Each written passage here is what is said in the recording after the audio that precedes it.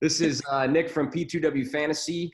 Here with Anthony, also from P2W Fantasy. And today we got a special guest, Chris Robin. You might know him on Twitter as at Detroit Beastie.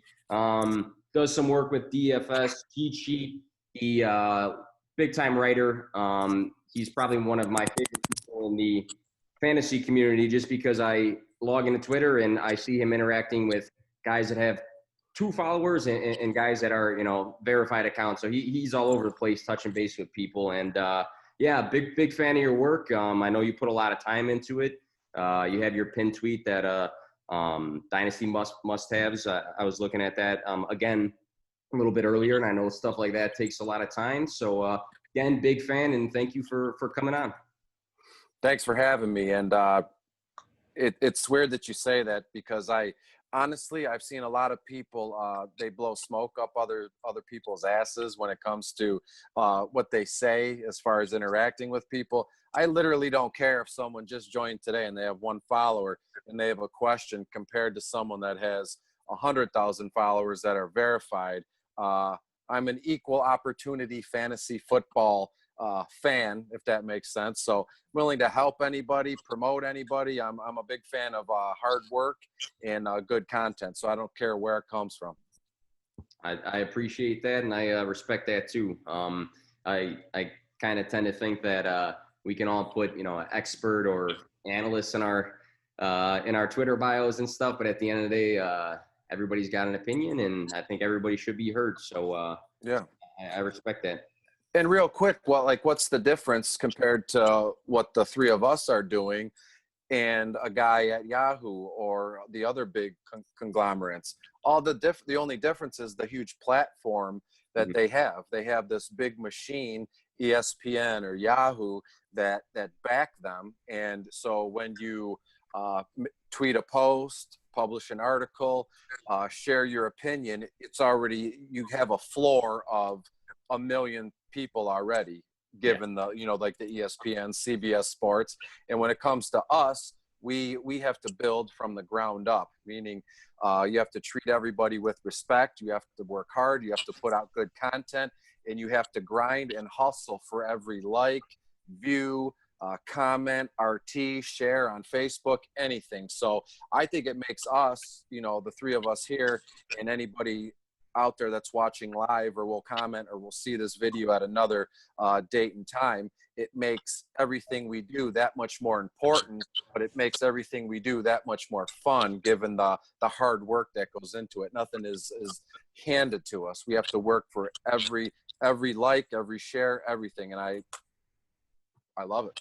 Yeah, it is a grind, and I know you are a major grinder, and we try to do the same. You and I have touched base a couple times. You were featured on an article before, but yeah, definitely respect the grind, and I know it's a challenging one. So for topic here, I was looking at just you're a big guy writing down tons of topics for articles and things like that. I know you spoke to that before. I've been trying to do so myself, because you'll be on a random walk or watching TV or whatever, and something just hits you. And, this was kind of one I thought about looking at scenarios. So just hypothetical for 2020 season. So it's scenario A versus scenario B. So what I have is, I think I have 7 different scenarios, and I'm going to read scenario A and then scenario B, and then we'll just go around and say, what do you think would most likely happen in 2020? So again, only speaking 2020 here, but yeah, so I can read it off. Maybe we'll go Chris, then Anthony, and then I can just finish off, and we'll see if we have some of the same thoughts or if we're far off each other here. So great. All right. Yeah, by the way, your 7 thoughts have yielded 14 pages of notes for me. So that just, I'm like a psychopath sometimes when it comes to my notes. Hey, if you're taking the notes though, that means it's making you think a little bit, and that's 10 times better. Yeah, there you go. 10 times better than me asking a question and you just say, oh, it's obviously this answer. Yeah. And you even posted one on Twitter, so that got some other people talking. So. Oh, my notebook, the pages in my notebook. This is brand new. I just got this maybe 10 days ago, and it's already filled to the brim. Wow. You're wearing those pants out over there. All right. Well, the first one I have here might be an easier one, but a lot of talk on Twitter regarding, the rookies that just came in and some sophomores. So I have scenario A rookie finishes as a top 10 running back in 2020. Scenario B, I have a sophomore finishes as a top 10 running back in 2020. And we've seen a lot of hype from these rookies, and a lot of guys fell in love with some of these guys that are sophomores now. So, Chris, why don't you start us off with what you think? Sure, thank you. It's a great question, a great scenario. It reminds me of something that would even pop into my own head while I'm in bed and I wake up at like 2, 3 in the morning and I reach for my notebook, which is always on my nightstand, and I jot it down because I don't trust myself to fall back to sleep and then remember it when I wake up. So I applaud you for the question. So my answer, it's a simple answer backed with a ton of notes and numbers. I firmly believe that it'll be a sophomore who breaks in to the top 10 in running backs this season rather than one of the rookie backs. And you mentioned it real briefly. A lot of people have fallen in love with the rookie running back draft class, and rightfully so. There's a lot of studs. There's a lot of excitement that comes with it, like the Jonathan Taylors, Clyde Edwards, DeAndre Swift here in Detroit, J.K. Dobbins, Cam Akers, the list goes on. But we can't forget about the guys that are a year ahead of these people, like Miles Sanders, David Montgomery, Josh Jacobs. We can't forget about these guys. They have a leg up. They've been in the league for a year, so they know what it takes for the grind of a 16-game season. So I touched on this. I think it was like a week after the draft.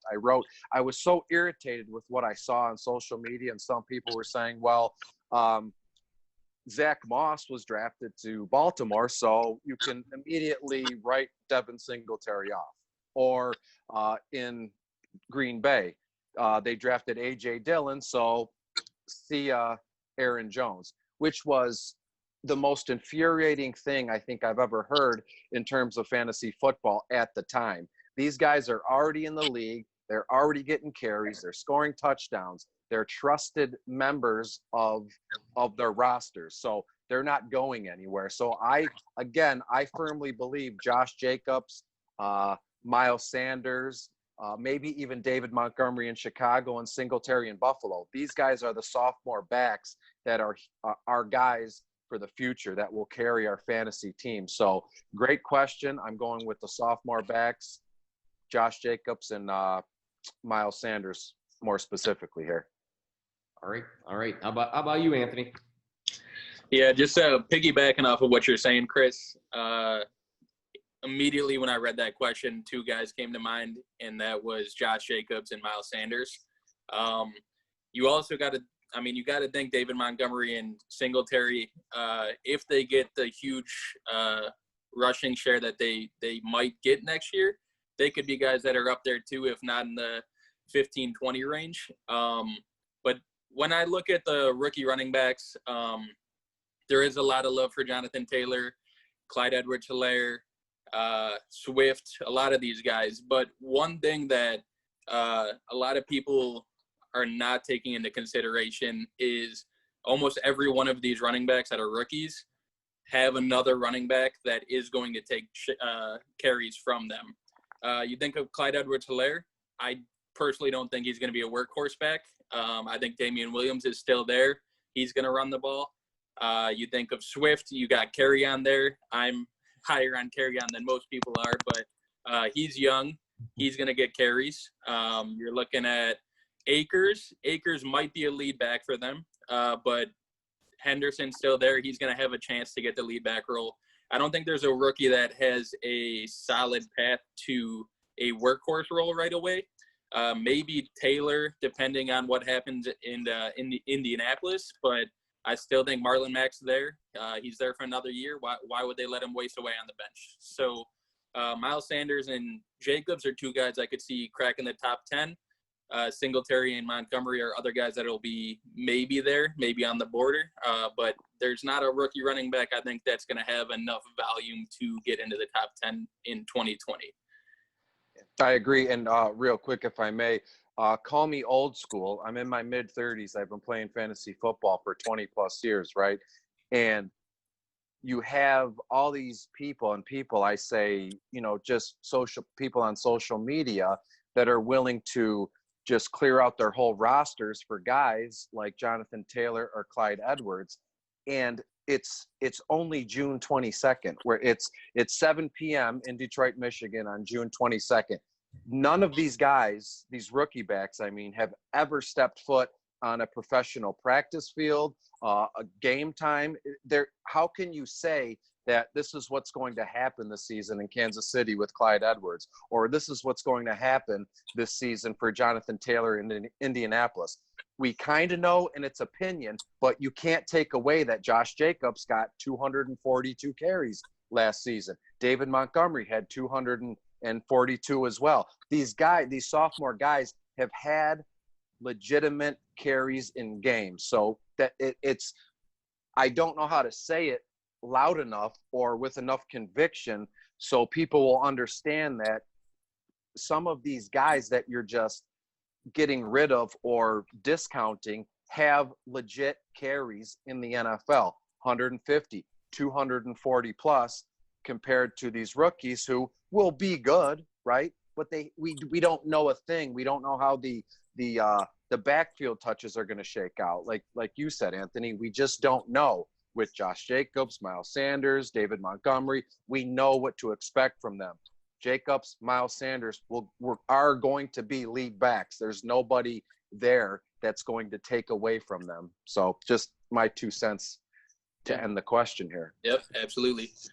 And with me going third on these, there's a very slim to no chance that I don't say anything that's been said a little bit before. But yeah, the reason I actually asked this question is because I just had a draft. It was a dynasty, so it's two different mentalities for sure. But Edwards-Helaire went before every sophomore not named Josh Jacobs, and I just kind of thought, I said, is it because he has this high dynasty value, or do people actually think that he might beat out most of the sophomore class? So that's what drew this question. And for me, I'm with you guys. I think anytime we have a redraft or a 2020 focused mentality, it has to be surrounded by opportunity and volume. And you guys kind of touched on it before with the vets that are in the systems already. They're not going to disappear. They're going to still get the touches. These sophomores have just very clear-cut roles, especially Jacobs and Miles Sanders. Coming off of Jacobs was RB21. And he missed 3 games, and then Miles Sanders, RB15. So Jacobs this past season, 4 top 10 running back weeks. And, I was looking at some quotes from ESPN, and it said that John Gruden expressed that he wanted to target Jacobs more often into the game. And there's this talk of potential, increase of passing volume for him. So Jacobs and Sanders are 2 guys I could see sneaking in there. I'm more so towards Josh Jacobs, but yeah, I think it's all surrounded by opportunity. I think we're on the same page for sophomores here. I got an idea. Do you want me to ask the next question so then you can therefore go first, and you don't have to pick up the scraps at number 3? Up to you guys. I really don't mind going 3. So if you guys want to do a different approach, that's fine. I'm fine going 3 though. Then have at it. It was just a fun idea I had. I do appreciate it though. So question 2, so we'll move on. We spent some good time on that one. Looking at some quarterbacks now. Scenario A, I wrote, Joe Burrow sneaks into the top 10 QBs in 2020. Scenario B, Daniel Jones sneaks into the top 10 quarterbacks in 2020. And again, a lot of rookie hype, which is great. Daniel Jones on his second year, 2 young guys in offenses that, have struggled in the past. So I'm curious, what do you guys think? Go ahead, Anthony. All right. Yeah, I'll lead this one off. I just want to start by saying I'm a huge Joe Burrow fan. Loved him in college. Best college season ever for a quarterback. He's coming into the Bengals. Arguably, they have a great offense in terms of their receivers, their running back. A lot of people are high on Mixon. You've got AJ Green coming back. You got Tyler Boyd. You've got T. Higgins. You've also got Auden Tate, who was relevant last year. There's definitely a lot of weapons there. But I do feel that Daniel Jones will have a better chance of being a top 10 quarterback next year. The reason behind that is weapons are also there for the Giants. You got Barkley, who's a top 3 running back in the NFL, in my opinion. In a major stat that stuck out to me last year was Daniel Jones had 18 fumbles. That's a ridiculously high amount of fumbles for a quarterback. So if you're looking at that, offensive line wasn't great. He got sacked 38 times last year. He also went on to throw 24 touchdowns with only 12 interceptions. So in my opinion, ball security is going to be a major factor for his success next season. If he could limit the amount of interceptions, can lower that 18 count of fumbles, I think he's going to have a huge season. He threw for 3,027 yards last season, and I think those numbers are going to increase next year. Slayton has potential to break out. Shepard's good. He could break out. You got Barkley on the team. They've got weapons. He's young. He had a learning curve already, so I think he's got a better opportunity. Burrow, I think he could come in and be successful, but there is going to be that rookie learning curve that every player has, and it is hard for a rookie quarterback to sneak into that top 10 spot unless you got a great team around you and you're able to use those legs efficiently and effectively. So I'm going Daniel Jones here. Could sneak into the top 10 over Joe Burrow. What I love about these questions, the more, because as we continue this broadcast, the people that are watching this live or will listen to it, you'll notice that a lot of these questions, they're so close. They're within a couple points, a couple ranking spots within, like literally some of them were back to back. And they really, I think that's why, actually not, I know that's why I had so many notes, because I could legitimately argue both sides here. So when I got to the Daniel Jones or Joe Burrow portion of things, I had them separated by like 20 something points, with Daniel Jones coming out on top, basically for the same reason Anthony said. There was already a learning curve that had happened here. And then I thought about, well, in New York, Daniel Jones has Saquon Barkley, arguably, well, not arguably, he is a top 3 running back, if not, the top back aside from Christian McCaffrey. And I said, oh, well, good. Now I have an edge in the debate here. And then I think, well, in Cincinnati, they got Joe Mixon, who could probably do the same thing if things go as they plan. So there hasn't been a clear cut yes or no, this guy or that guy, when I was digging into all this. So shout out to you for the great questions. But I'm going with Daniel Jones here, and it's not by much. I gave the edge to Jones literally on like 4 or 5 more passing touchdowns, and it led to like the 24-25 point difference at the end of the fantasy foot, like that. I'm talking projection wise, the points were off 24-25 points. So I also, it's like I'm playing devil's advocate all day, but I could see a point in the next few seasons where Joe Burrow completely laps Daniel Jones and he jumps over him. Will that happen? I'm almost sure of it, but for the sake of this argument right here, right now, I think given the two, Daniel Jones has the slightly better chance in breaking into the top 10 ranking at quarterback this season. I like it. And I like the note on some of these being very close, because makes it interesting if the entire, community that reads this and listens all had the same, scenario A or scenario B pick at the end of the day. It'd be very boring. So I love that. I am going to say with Joe Burrow coming off the potentially the greatest college season of all time. I love the options he has to throw to. I'm I'm a big Tyler Boyd truther. Some guys are kind of not fading him, but a little off his case just because AJ Green coming back and they added T Higgins, who I like a lot too. But the one thing I was looking at earlier, looking at separating factors, just like you said, Chris, is I looked at an article from PFF.com, and they ranked offensive lines from this past year, and the Bengals ranked 30 for this. And they took a guy in the 6th round, lineman. If they did anything in free agency, I'll just be honest, I didn't really look it up too much. But I think with a rookie coming in and having that bad of a line, I think it's going to make him a little bit uncomfortable. And then, I mean, on the flip side with Jones, I was looking at some of his games. I mean, the fumbles was concerning. I don't know if it's him not holding the ball or it's, he's not getting the protection he needs at times or a mix of both. But, I mean, 24 touchdowns in the games he played. He actually played almost all of his games with somebody banged up. I don't think he ever had a full core of guys. Some Ingram or, Shepard was out a few weeks. Barkley was out a few weeks. So he didn't really have a full, fully healthy team. So you kind of factor that in too.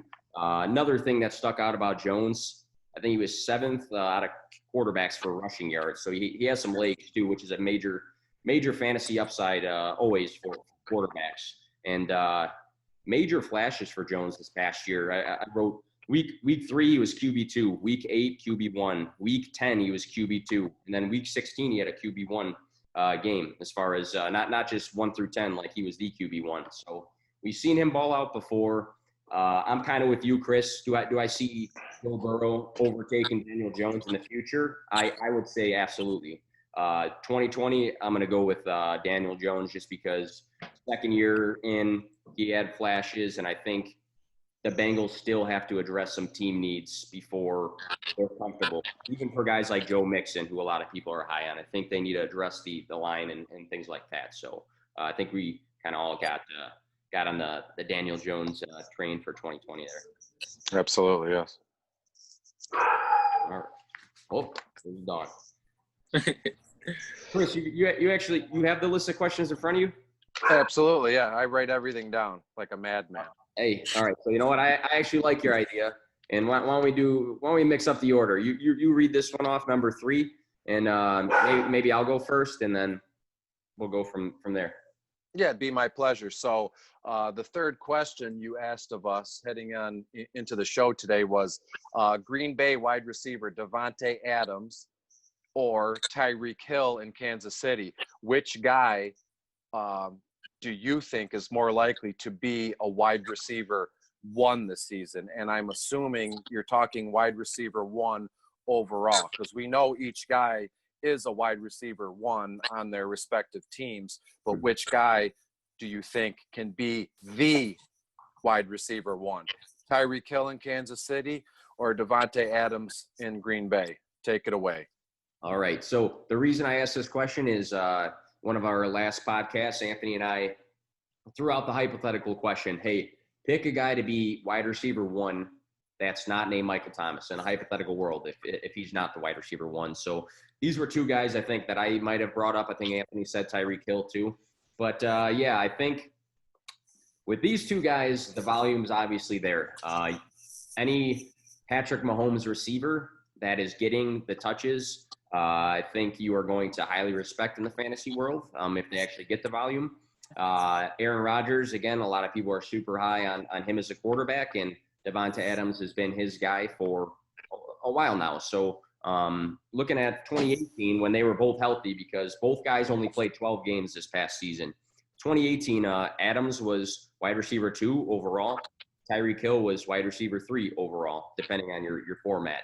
But yeah, I think the separating factor for me is that Tyreek Hill, I still think, is second in targets to Kelsey in 2020. I think Kelsey and him might be close, but I think he might still be a little bit behind in terms of that target share. Where on the flip side, we all watched the NFL draft and we all watched the Packers take 0 wide receivers, which, shocked the world in the deepest class when they really don't have wide receivers. I mean, they got some guys that can play, but when Adams was healthy, 31% target share, I think it's it's always going to be high. Only in 12 games, he had 127 targets, more than I would say a large majority of the league in 16 games. So, I mean, that stands out to me.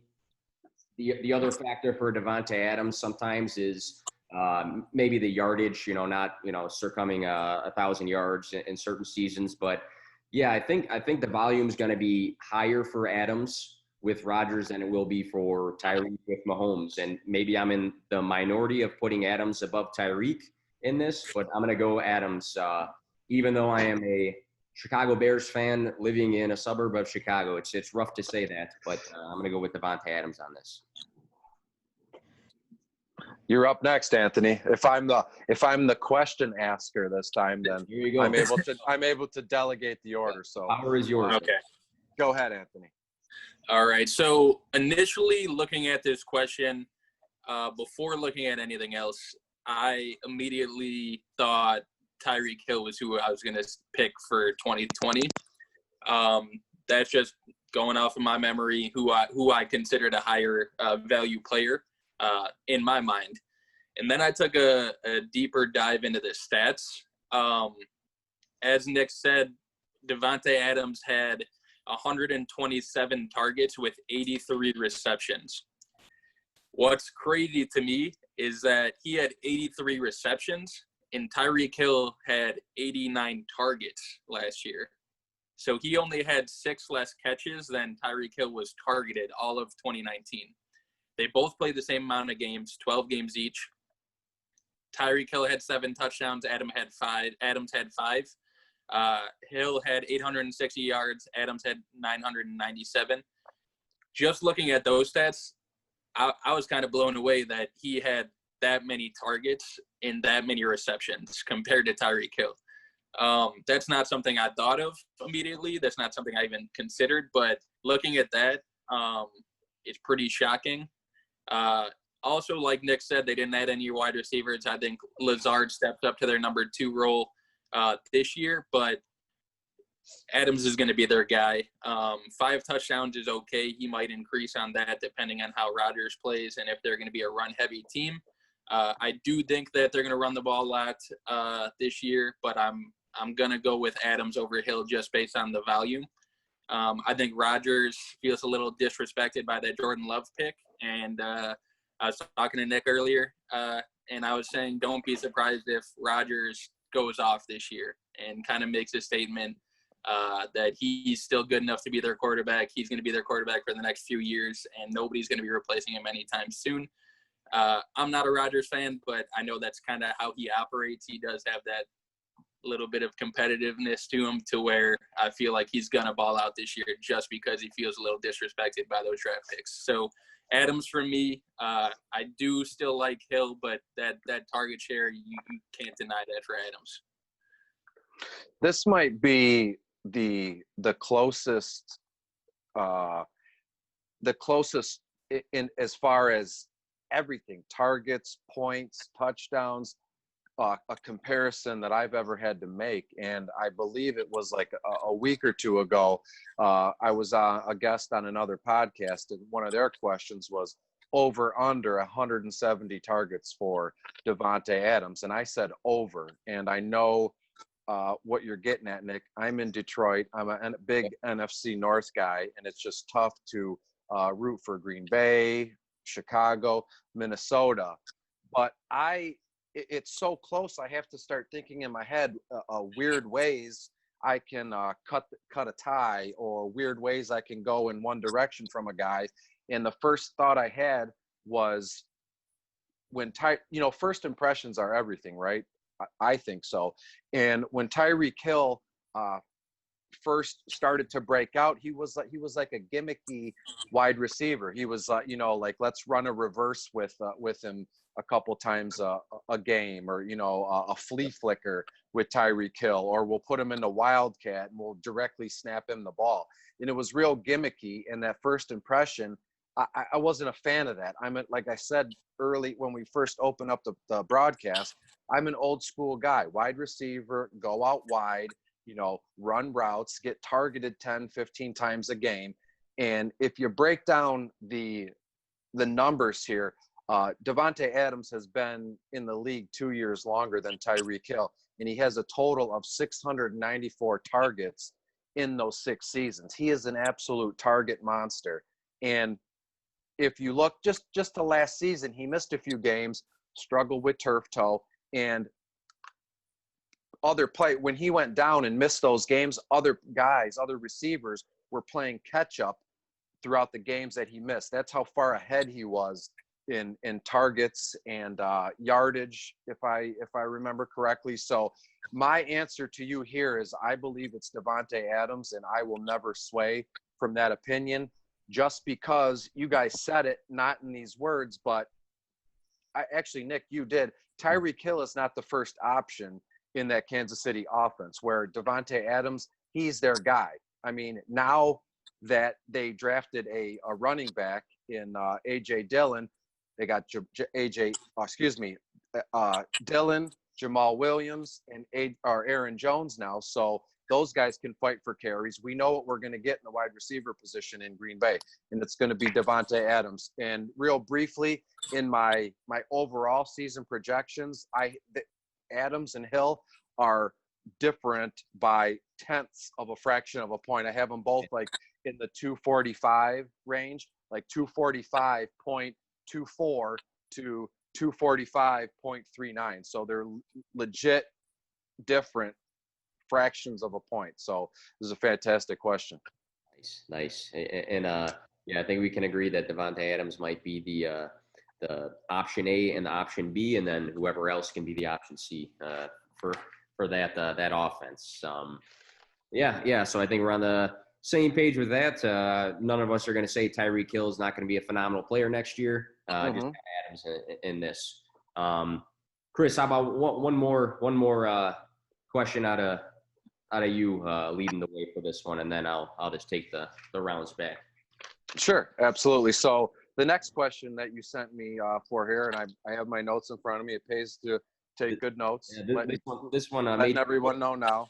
So you had 2 teams, the Dallas Cowboys and the Kansas City Chiefs. Now you asked us what team their set of skill position players were going to have more PPR points in the 2020 season, the Dallas Cowboys skill position or the Kansas City Chiefs skill positions. And real quick, if you want, I have examples of the skill positions on each team. So Dallas, you have Dak Prescott, rookie CeeDee Lamb, Amari Cooper, Zeke Elliott at running back, Gallup, and I even tossed in, because I like him, Tony Pollard as in the RB2 on Dallas's team. Now, when it comes to Kansas City, all the guys you know and love, Patrick Mahomes, Tyreek Hill, we just talked about him, Clyde Edwards-Helaire, Anthony mentioned him not too long ago, Travis Kelce, Mecole Hardman, D. Williams as their running back, and Sammy Watkins if you want. He's fantasy hell to own, but I'll throw it to Anthony first. Which group of skill positions do you think has the better season in a PPR scoring format, Dallas or Kansas City? Alrighty, so this might be the first one that we're all going to disagree on. I think maybe, but I'm looking over at the guys you named off, and how I went about picking the team that I think is going to score more fantasy points. I kind of did it one by one. So I did it, do I want Dak Prescott or Mahomes? That's actually a tougher question than most people think, in my opinion. Dak Prescott, depending on your format, in our Superflex league, he finished at quarterback 2 this year. So you're getting a lot of points out of Dak. Mahomes is Mahomes, arguably the best quarterback in the NFL. That's it. So what I would do in that situation, I'm personally going to take Mahomes over Dak. I think he's got all the weapons he needs as a quarterback. He could run the ball. If he stays healthy, he's going to be up there, top 1, 2, 3, I think, in my opinion. So I'm giving 1 to the Chiefs there. Running backs, you got Zeke and Tony Pollard, like you said, Damian Williams and Clyde Edwards-Helaire. I'm giving the advantage to the Cowboys. I think Zeke's top 5 running back. And even though the combo is there for the Chiefs, I think Zeke's going to outscore them. Then I went to Cooper and Hill, and I'm going to take Tyreek over Amari Cooper. So it's 2-1 there. But then it gets a little interesting. We got Kelsey and Jarwin. I think we're all going to agree Kelsey there. Gallup and Hardman. That's another interesting one. I'm going Gallup. And then with the third wide receiver, it's Lamb and Watkins, and I'm going to go CeeDee Lamb. So it's 3-3 in my opinion. So how I determined which team that I was going to pick was, even though they're equal, which difference is greater? And I believe that the Cowboys have that advantage. Zeke, I think, is going to outscore Damian Williams and Clyde Edwards-Helaire. Plus, if you had Tony Pollard in there, the difference is going to be pretty big, in my opinion. Mahomes and Dak, I think, will be somewhat close. Hill and Cooper, that could be close. I'm going Hill there. But Kelsey to Jarwin, Kelsey's a bigger advantage. But then the other two receivers here, Gallup, I'm thinking, is going to outscore Hardman. I think he's still got some work to do before he gets a bigger target share. And Lamb to Watkins, I'm going Lamb just based off of talent. So the greatest difference, I think, is that running back position for me. Zeke's going to get a lot of points. So I'm going Cowboys over Chiefs for overall team points for fantasy purposes. Well said. I will. I'll reserve the right to give my opinion until after we hear from Nick here. So okay, all right. I was waiting for your call. That's why I was silent. Go ahead. All right. So I thought, I mean, you posted this, Chris, on Twitter, and I think you got a lot of comments right away from it. It was a good question, I thought. I went back and forth with it. I think I chose one team and then I switched up and chose the other one. Actually went to ESPN just because we got some leagues on there, and I looked at their 2020 projections, and I took the top 5 Chiefs players just out of curiosity, and then I took the top 5 projected Cowboys players in 2020. Chiefs was Mahomes, Kelsey, Hill, Edwards-Helaire, and Watkins in that order. I was a little bit surprised about Watkins over Mecole, but different story. And then Cowboys, they had Dak, Zeke, Cooper, Gallup, CD in order, so top 5. The totals here was Chiefs 1,197.3 points, and then the Cowboys 1,173.3 points. So ESPN had top 5 Chiefs over Cowboys there. We have to understand, though, that they're not going to be fortune tellers with this, and we're probably all going to have our different rankings with stuff. But I looked at it a little bit similar to Anthony. I said, hey, look at the depth of the players that we're looking at, and this guy versus that guy. I think looking at some very important things here, Mahomes and Dak can easily finish as the best quarterback in fantasy next season. I think they can be somewhere between that 1 to 5 range. I think Mahomes probably, you'd say, is more towards the 1, but with Dak being the QB2 last year, it could be either guy. I think Zeke could finish as a 1 to 3 running back this year. I think Kelsey is probably going to finish somewhere between probably 1 and 2, in my opinion. And then Tyreek Hill, we just talked about him. Could he finish as the number 1 wide receiver? It's not out of question. So those are all interesting, but I think what separates the Cowboys from the Chiefs, who I'm going to also go with the Cowboys, is I think it's more spread out for guys that can be very fantasy productive. Obviously, Mahomes, Kelsey, and Hill are going to have, or they should have, great seasons. Edwards-Helaire, it's up in the air. We talked about rookies before, up in the air. Watkins and Mecole Hardman, I don't know if you're going to start those guys on your fantasy team every week. Damian Williams, I don't know if you're going to start him on your fantasy team every week. But if we go down the list with the Cowboys, Dak and Zeke, you're going to start those guys. I would think that you're going to start Amari Cooper. And then I think Gallup and CD, I kind of was looking at the Rams when they ran the Brandon Cooks, Cooper Kupp, Robert Woods offense, and all 3 guys at one point were fantasy relevant.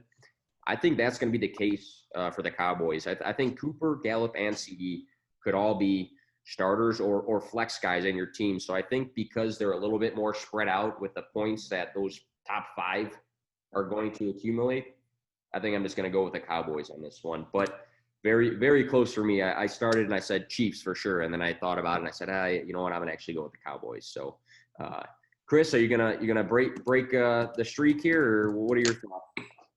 Well, when it comes, another question, like you said it perfectly, another question that includes 10 plus combined players, and it's separated by a few points. That's how close these are. So it gets to a point where maybe, since we're having fun, I'd like to think, and we're talking fantasy football, and we're doing this broadcast, right? Yep. And I sometimes, how do you break the tie? Well, it gets to a point where it's personal preference. Dallas Cowboys or Kansas City Chiefs. Well, born and raised in Detroit and a Lions fan, since at a small age, I was taught to dislike the Dallas Cowboys, along with a lot of other Americans here in the United States. Just, you hate the Dallas Cowboys. So since it's so close in points, I don't feel like a big enough of an idiot if I don't choose the Cowboys just based on personal preference. So I won't hammer home players and their stats, because both you guys have done that here. So I'm going to go with the Kansas City Chiefs, just for the simple fact, can't stand the Cowboys. I'm a fan of what Kansas City's doing. They've been down and out for many years, and now they're locked and loaded, to put together a pretty nice dynasty here, having won the Super Bowl last year. So points and fractions and rushing touchdowns and passing touchdowns aside, I don't think I will ever be able to agree or go with anything Dallas Cowboys. So for that simple fact, as I've explained, it's just a personal preference at this point, and I'm going Kansas City here. But that's a great question, and as you said, Nick, to be honest with you, I didn't have an answer to this question even 15 minutes into this live broadcast. I sent out a poll on Facebook. I asked the question on Twitter, because I wanted to get as many opinions as I could. And even those opinions were 50-50, because it was such a close question. So I had to look within myself and my personal preference, and it's Kansas City. Yeah, I think it's funny with the Cowboys comment, just because Anthony and I play in a dynasty league together with a Cowboys fan, and we have a group chat on Boxer, and I think every guy in that league has found every possible Cowboys meme and thrown it in that in that league, just to make fun of the Cowboys. So I can hear you on that right there. But yeah, it looks like we're two to one on that. But I think all 3 of us might have just flipped a coin on that almost. Absolutely. And given the choice, Kansas City or Dallas, I'll die on the Kansas City hill here. So You guys can have it. All right. So on our 5th question, I think out of 7 here, looking at some bets now. Both guys had a change of scenery. Both guys are guys that were looking to potentially have a bounce back season, just because in prior years they both finished very high in fantasy. So scenario A, I have Todd Gurley finishes top 5 in rushing touchdowns in 2020. Scenario B, David Johnson finishes top 5 in rushing touchdowns in 2020. So we'll go back kind of like the way we started off. Chris, who do you have right here? So the specificity, you're being specific with the question. Yeah. Rushing touchdowns. So if we were going to go total touchdowns, it would be David Johnson, because I just like what he can do as far as receiving a little bit better.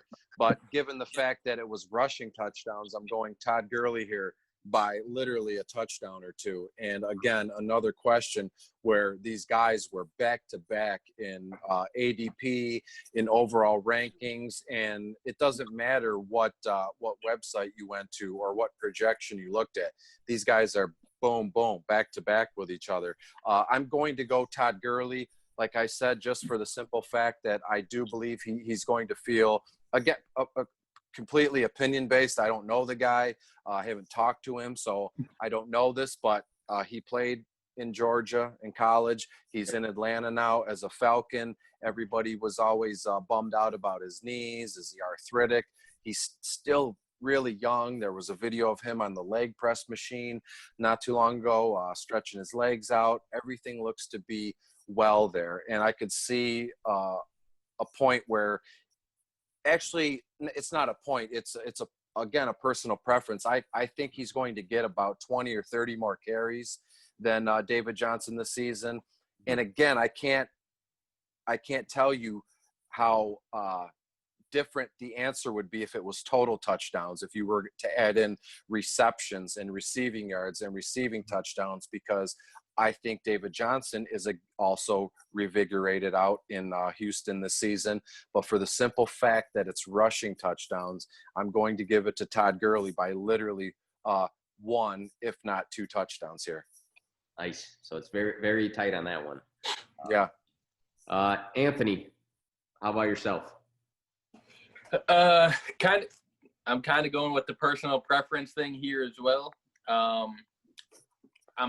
My pick is David Johnson. I'm going to start out by saying it.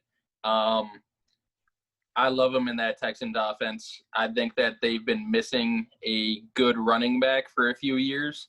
I get David Johnson had his struggles in Arizona, probably wasn't the healthiest, but Carlos Hyde was very successful with the Texans, and I think that David Johnson is a much better running back than Carlos Hyde when healthy. I was looking at previous seasons. Gurley had a 17 rushing touchdown season in 2018, and David Johnson had a 16 rushing touchdown season in 2016. So I think it's very close. The main difference for me is Ito Smith for the Falcons. I think he had a role with Freeman there, and I think he's going to have a role this year. Might not be a huge role, but I think that he will be a impact player for them. So I don't know if he steals a couple touchdowns from Gurley or not, but David Johnson, I'm going to go with him. I'd also like to point out I traded a third-round pick for David Johnson before he got traded, so that worked out in my favor a lot in one of our leagues. But gonna have to go with him. I'm hoping for a great season from him. I've got him in 2 dynasty leagues now, so personal preference, hoping for the best. I'm going David Johnson. You might as well just at that guy. They gave you that trade if you're real. Yeah, can't do that. So we got a split tie right now, and I'll be the tiebreaker on this one. I did the same thing you did, Anthony. I looked at some previous years' touchdowns, and you noted Gurley had that 17 touchdown season. David Johnson had a 16 touchdown season. So I mean, they both have that similar ceiling in their past. Gurley's got 58 total in his career. Johnson's got 33. I did look at Carlos Hyde because I know you and I actually talked about this before, and I said, I was looking at the draft, the rookies, and I said, man, the spot I would want to land is the Texans. I think I said that to you, Anthony, before. Yeah. Carlos Hyde was given – he had a decent season. I don't have where he finished off the top of my head here, but I looked at 32 – rushing attempts inside the 20, Carlos Hyde. And then he had 16 inside the 10. Both of those were actually pretty good numbers compared to other people. So the opportunity is there for David Johnson, I think, 4 touchdowns. But I think Gurley just has a major nose for the end zone in terms of rushing touchdowns. He's got more consistent seasons of rushing touchdown totals. This past season was actually third for attempts inside the 20, and then 5th for attempts inside the 10. I think, he's on a new team, but was that because of that's what the Rams wanted to do, or was it because Todd Gurley's just a dog, in the end zone? So Falcons are a very pass-heavy team. The Texans might run the ball a little bit more at times, but I think Todd Gurley is going to have a chip on his shoulder. He's back it was said earlier, he's back in Georgia, hometown. Kind college hometown. So I'm going to go with Gurley on this one. I do think it's close, like Chris said, but I think the opportunity is going to be there for him, and he's been very good in the end zone. If he's lacked in yardage or catches or yards per carry, things like that, he really hasn't really lacked in the end zone. So I'm going to go Gurley. So we got a 2-1 on that one. Fair enough. So switching gears, we'll go. Maybe I have rookie fever because I've had a couple questions involving some rookies. Yeah, I'll get checked out. Hopefully it's that, not anything else during these times. But yeah, I got scenario A. Jerry Jeudy finishes as a top 15 wide receiver, 2020. And then scenario B, I have, and I hope I don't butcher his last name, but I got Jalen Rager or Rieger. Can somebody correct me on that? I don't know. They both sound right to me. All right, sounds good. So we'll go with Jalen Rieger finishes as a top 15 wide receiver. Let's go Anthony to start this off, and then we'll go me and then Chris on this one. Man, you guys are ganging up on me now, huh? The tables have turned a little bit, but you're in it for the long haul. So Nick, as you know, you're in 2 of my dynasty leagues, and I own both of these guys in both of those dynasty leagues. I'm high on both of them. Jeudy was my wide receiver 1 for the rookie class. Rieger was my wide receiver 5 for the rookie class. Mm-hmm. So in terms of talent, you're going to have to say Jeudy. But I might be going against the grain here in saying that Rieger has arguably the best landing spot out of any rookie wide receiver not named Ruggs maybe. You're looking at the Eagles offense. You got Deshaun Jackson, who is looked at to be a pretty good receiver. He's a little older. He has struggled staying healthy. I think he's a perfect mentor to Rieger. I think they're similar players. And you're looking at Alshon Jeffrey, who might not even be healthy for this season. They're saying there's a possibility he could get cut this year, which is crazy to me. That opens the door for Rieger to be an immediate impact for the Eagles. And he's very fast. I think that's something that Carson Wentz has been missing over the years. You've had Aguilar, who, I mean, we've seen him. He drops the ball way too much. So if you get somebody who has steady hands in that position, Rieger could have a huge season. The reason why I'm going to say Rieger in this situation over Jeudy is because not only do the Broncos have a lot of mouths to feed, you've got Melvin Gordon, Phillip Lindsay at running back. You've got Sutton. You've got Noah Fant. You've got Hamler, who's another rookie that they drafted. But I'm not completely sold on the fact that Drew Lock is going to be an elite quarterback. That's just my personal opinion. You've seen him have big games, throw over 300 yards, but you've also only seen 5 games out of Drew Lock. I think Carson Wentz is an elite quarterback, and that's the difference for me. I think they both got a path to playing time. I think Rieger can have a huge impact right away, though. I like Carson Wentz a lot more than I like Drew Lock, so that's the biggest separation for me. So I'm going to say Rieger is a better chance to finish in that spot than Jeudy for 2020, strictly based on situation. Jeudy definitely has more talent in my opinion, but situational, I'm going Rieger. All right. So the interesting thing that Chris will have will be being the tiebreaker on this one. I went with Jerry Jeudy on this.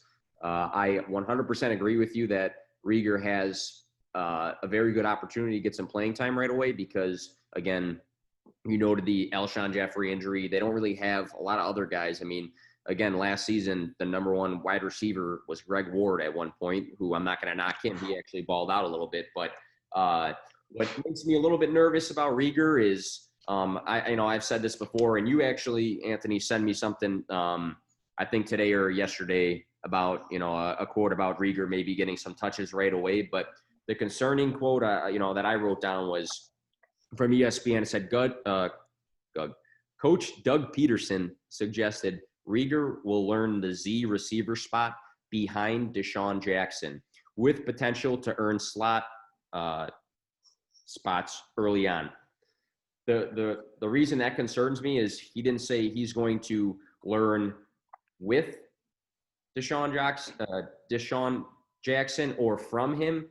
He said behind him. So if it said he's going to learn it from him or with him or, as a mentor or whatever, it said behind him, meaning is he just going to be another fast downfield option that they already have with Deshaun Jackson and be the second opportunity for that? I don't know.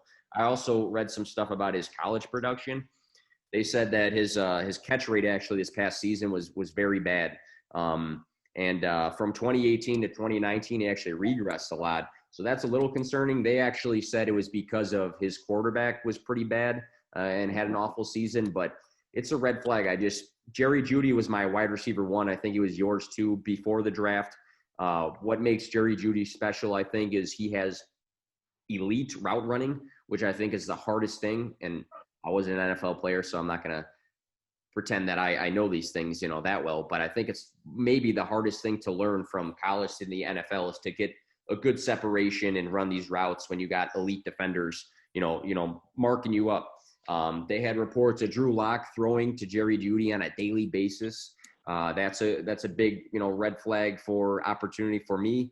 I'm taking Carson Wentz over Drew Lock 12 out of 10 times, but I'm going to go with talent on this one that I know for sure is a thing.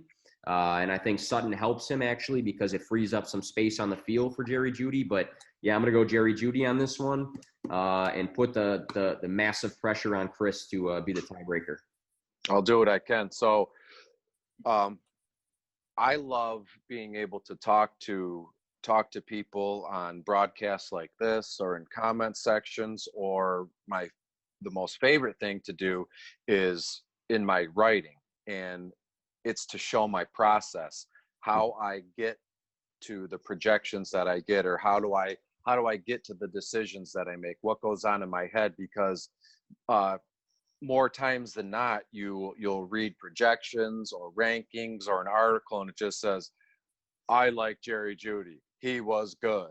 I like Jalen Rieger, he was good. And you're like, well, that's not really helping me any. Yeah. So my process here between the two is it's pretty simple, but it was tough right off the bat because as Anthony said, Rieger has arguably the best landing spot of the wide receivers in the draft. And when it comes to me, I'm a big volume guy. Like if you can promise me that Jalen is going to get 10 targets a game and Jerry Jeudy's going to get 5 targets a game, then it's a no-brainer, right? But we don't know. Maybe Jerry Jeudy could take those 5 targets to the house all 5 times. So we don't know what's going to happen, but volume is a good guesstimate to the production that we're going to see. So when it comes to Jerry and Rieger, Jerry was the 15th overall pick. Jalen Rieger was the 21st overall pick. So that's 6 spots from each other. What was funny is in my 2020 projections, they're 6 points away from each other in my final projections. And the edge was to Jerry Jeudy. So again, when I first looked at it, I liked Rieger more. When I dug a little bit deeper, it was Jerry Jeudy. And as you said, Nick, Rieger had very bad quarterback play. So he had he had 9 drops in college. But the thing that bummed me out the most, that was like red flags, was the 6 fumbles that he had. So when it comes to running backs or wide receivers fumbling the ball, you have nobody to blame but yourself. So you could have a 90-year-old lady in a walker throwing you footballs, and I had a bad quarterback. Well, you're the one that fumbled the football. So we've seen in the past where a lot of offensive coordinators or head coaches, even in the high school and middle school football, if you have a fumbling problem, you ride the bench. And I don't know what's going to happen in Philadelphia with Jalen Rieger, but for the sake of what we're doing here, I'm giving the edge to Jerry Jeudy. And it's quite close. I've grown accustomed to saying, well, I want this guy, and it's not close. Not being rude or being a jerk. It's just when I make a decision, like a trade or a decision, I'm very firm with it. I make the decision and I stick with it. This was another good question. You're batting 1,000 so far, Nick. So I thank you for having me on with all these great questions. But long-winded way of saying it's Jerry Jeudy for me here, and it is close. I love that. Every time you say my rankings got them separated by this much, then that makes me happy, because it's tough to find questions like this where it's not, very obvious. And I'm happy when we disagree on these, because then it means, hey, we had to think and we went different directions. So, well, I also think so. I said it once when we first kicked off the broadcast. It's the middle of June right now, so there's no hot Stanley Cup playoff hockey. There's no baseball. The basketball playoffs are not going on. So what are we left with? We're left with talking football and asking the same silly questions over and over again, the same dynasty polls, the same projections and rankings. So it gets a little bit mundane. I don't want to say lazy, but let's be honest, it has gotten kind of boring. So it's nice, and it's a breath of fresh air to be put in a position where the questions are so good, where you start to second guess yourself with your own rankings when you see it on paper and you write your own notes. So I can't thank you enough for having me on again today. So I think if you would have asked me on, I would have said, yeah, well, send me like the script of the show. And the first question was, which rookie running back do you want? Jonathan Taylor, Clyde Edwards-Helaire. I probably would have declined the invite to the podcast, but you get what I'm getting at. So thanks for having me on so far. Yeah. So I appreciate that. And like you said, just looking at some of these, I think I almost convinced myself on some of these guys that I need to make a trade for them after fighting for them in this podcast. But we are left with one last question. Hopefully a decent one too. I'll go scenario A here. Kareem Hunt finishes the year with the most running back receptions. Scenario B, James White finishes the year with the most running back receptions. Took Christian McCaffrey out of here, and I took my boy Austin Eckler off of here, and I gave you Kareem Hunt or James White. And you guys, I'll let you guys decide who's going first on this one. What do you want to do, Chris? I'll let you pick. Well, I'm going to go first then every time. I'm not. All right. Perfect. Not to be rude, but what's the say? You got to seize the day, seize the moment. So, this question was the most. It drove me nuts. I have 2 full pages front and back on this, and I don't think never once in my life have I ever talked James White or Kareem Hunt separately, let alone comparing the two to each other. So it was, I'm flipping the pages in front of me now. And when I looked at it, it doesn't look very close at first. Like when you look at the end of the season projections, but I had to realize, I had to deduce some of the math here when it came to only receptions, just like when we were talking Gurley and what's his name? David Johnson. Gurley and David Johnson. Yeah. So when it comes to receptions, it's James White's world here, and we're all just living in it because that is his role in New England. Come hell or high water, you can count on James White having a large portion of the receiving work as a running back. Now, I'm not a robot. I didn't have time to go through all the articles and all the statistics where it ended with just that. Well, who cares what happens to Sony Michel? Who cares if they bring in this guy, that guy, A, B, or C? All we know is James White has the passing down work on lock. And if I go through my notes real quick, again, White's been in the league 6 seasons. Hunt's been in the league 4 years. He had that nasty court case and he flip-flopped teams. But White total has 320 total receptions out of the backfield, while Hunt only has 116. And the yardage accumulation for those stats it's not even close. There's like a 1,800 yard difference there. So again, I firmly believe it's White here, and I just want to say, so I don't get killed in the comments or I'm not raked over the coals in a discussion here, if there was a gun to my head, you had to pick one guy, it would be Kareem Hunt, because we're taking in rushing work into account here. You asked the question, and I'm giving you a strict answer here. When it comes to receiving work, it's James White.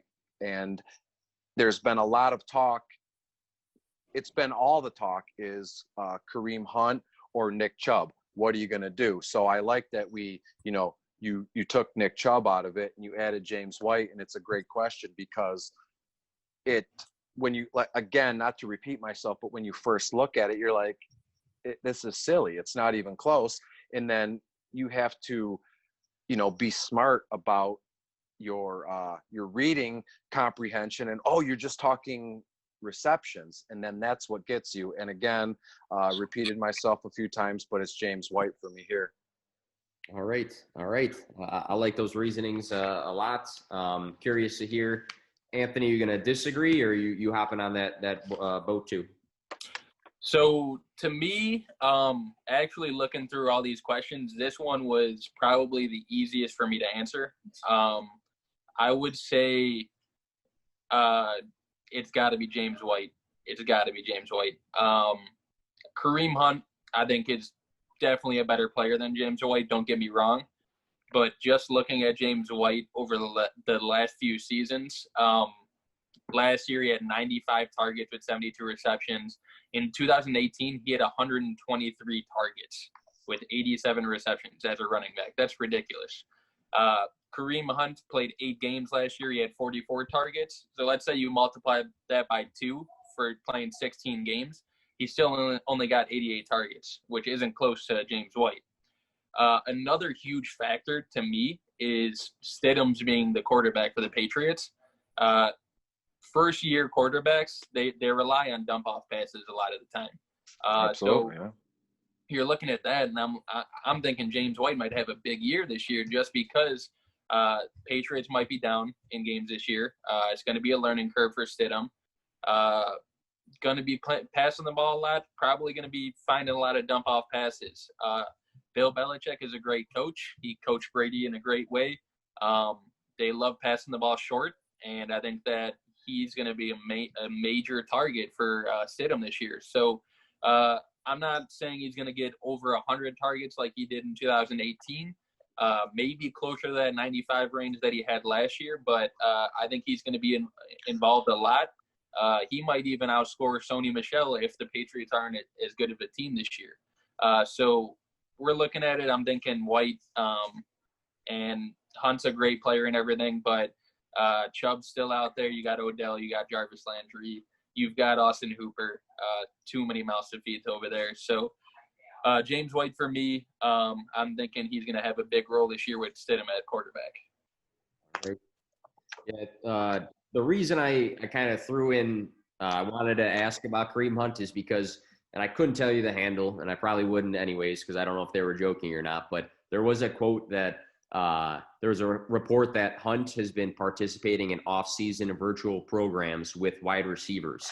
And they pretty much said that wide receiver 3 spot, when they run those sets, is up in the air. Is it going to be Kareem Hunt? Will it be Njoku? Will it be player X, So somebody quoted that report and said, Kareem Hunt, 2020, 100 catches, which I think was exaggerating a little bit, but it got me thinking, could this guy turn into like a running back / wide receiver? Looking back, the best receiving season Kareem Hunt had, a lot of H's there, was 53 receptions. I think it was in rookie season. You go down the line, though, with James White, 72 this past season. 2018, Anthony, like you said, he had 87 receptions on 123 targets.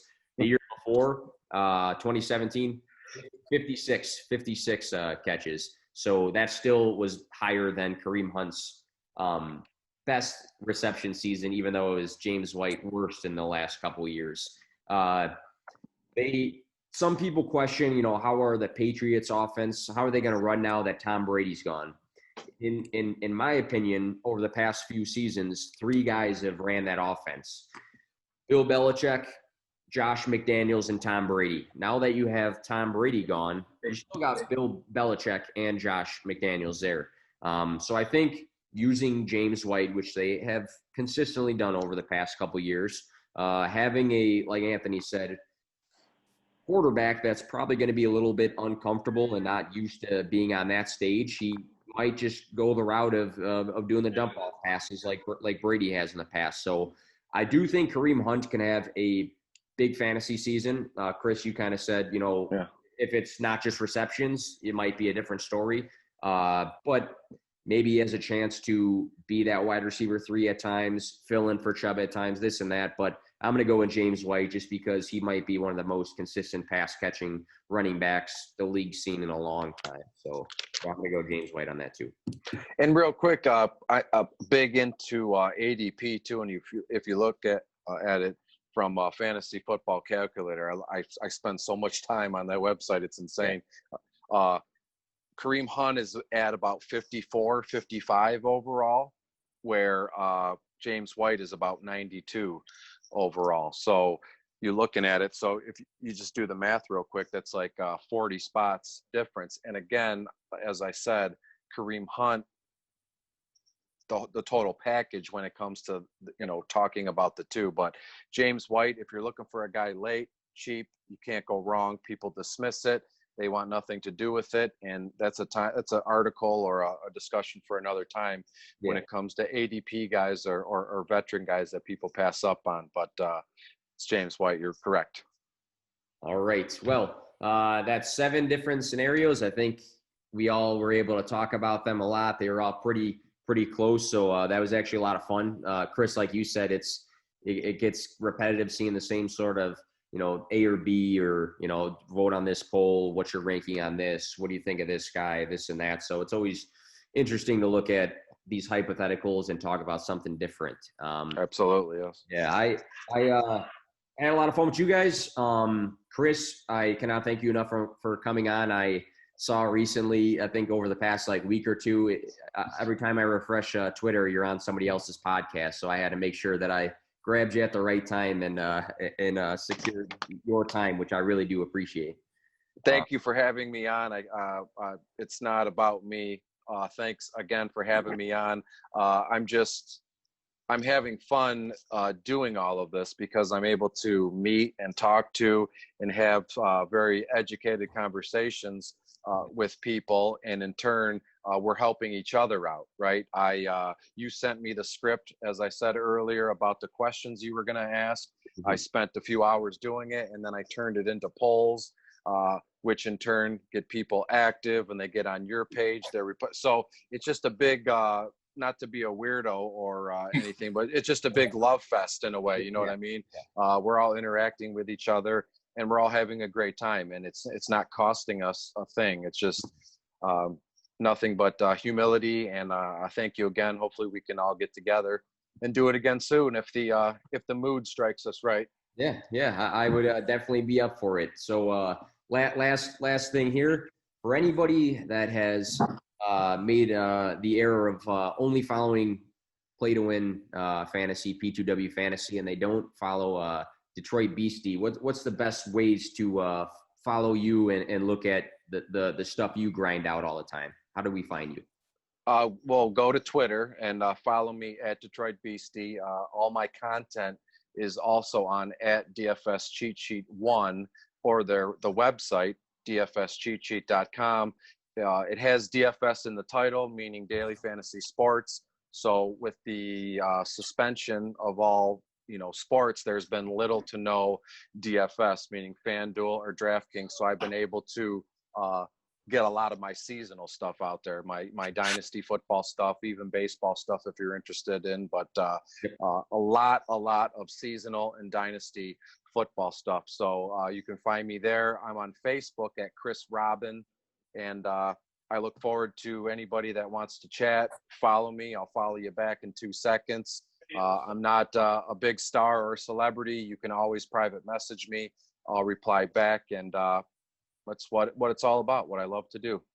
All right. I appreciate it. Any closing words, Anthony? A lot of insight. I thought it was a good session here. I do want to give Chris a shout out. He was, I think, my second follower I've ever had, supported me with the new account and everything. So I appreciate that.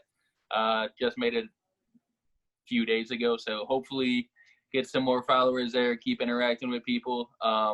Appreciate the follow, Chris. And it was good. I hope we can do it again. All right.